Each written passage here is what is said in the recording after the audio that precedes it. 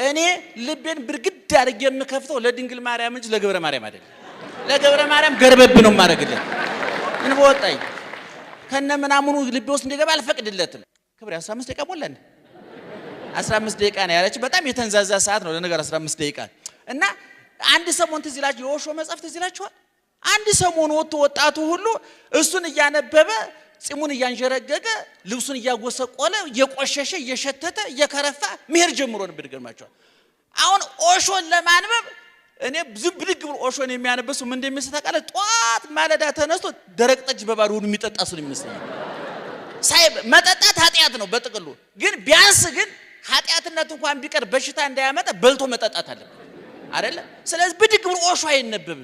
ወደ ኦሾ ለመድረሻ መጎዝጎዝ አለበት አንድ ሰው። ስለዚህ አክቲቪስትም ስትደግፉ ምንም ስትደግፉ ብርግድ አድርጋችሁ ልባችሁን አትክፈቱ። እኔ አልከፍትም። ምን በወጣይ ብዬ ነው የምከፍተው?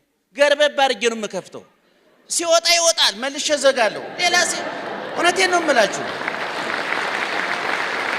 ጫፍና ጫፍ የሆኑ ሰው እንድል የሆነው እንዳጋጣሚ ጫፍና ጫፍ የሆኑ ሰዎች ማከል ግባባለሁኝ እኔ እና ሁሉም ሲያወሩልኝ አንዱ ይመጣና ስለሆነ ሰውዬ እኔ በእውነት እኛ ጋር የበላ እየጠጣ እየለበሰ እንደኛ የሚንቀሳቀስ ሳይሆን ክንፍ ያወጣ መልአክ አድርጎ ይስላችሁ። ያኑ ሰውዬ ደግሞ ሌላ ሰው ደውሎ ቀንድ አውጥቶ ሰይጣን ሆኖ በቃ የገሃነም ዘበኛ አድርጎ ይስልላቸዋል።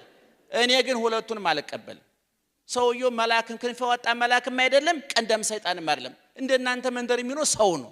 ሰው ማለት ደግሞ የሚያለማ የሚያጠፋ የሚክብ የሚንድ የሚያነድ የሚያበርድ ነው። አልማዝ በጣም ውድ ነው። ውሃ በጣም ርካሽ ነው። በጣም አስፈላጊው ግን ማን ነው? በጣም አስፈላጊው ማን ነው? ስለዚህ ሊሉ የፈለጉት ምንድነው? ህዝባችን ህይወቱን የሚያስቀጥልለትን ውሃ ንቆ ጆሮ ላይ ለሚንጠለጠል አልማዝ ቅድሚያ ሰጥቷል። ለምሳሌ ቅድም ቤተልሔም አራስ ናትም አርክቴክት ናትም ተብሏል። እንግዲህ ሰው ምን ጻም ትሰራለች ማለት ነው በሌላ ቋንቋ አይደል? በአራስነቷ ሰው ሰርታለች፣ በአርክቴክቱ ላይ ህንጻ ትሰራለች። ሁለቱንም መገንባት ቀላል አይደል? ባሏ እድለኛ ነው እውነቱን ለማለት። በነገራችን ላይ ከዛ ቀደም ብሎ የቀረበው ሐሳብ ምንም አልገባኝም። ይገርማችሁ አይን ይጠይቃል ማለት ነው እንግዲህ እና ምን ለማለት እንደፈለጉ ወጣቶች አልገባኝም። አይናሞቹን ጠይቄ ለመረዳት ሞክራለሁ። ጊዜን አባክኛለሁና ያንን መከፈል እፈልጋለሁኝ። አልገባኝም ሐሳቡን። ጥሩ ሐሳብ ነው ያቀረቡት፣ ግን እኔ ስላልገባኝ ነው። ምክንያቱም ለኔ ብቻ አላቀርቡ ለእናንተ ጭምር ስለሆነ የገባችሁ ገዝታችኋል ሐሳቡን።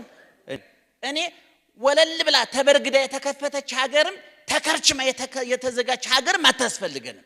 ገርበብ ያለች ሀገር ታስፈልገናለች።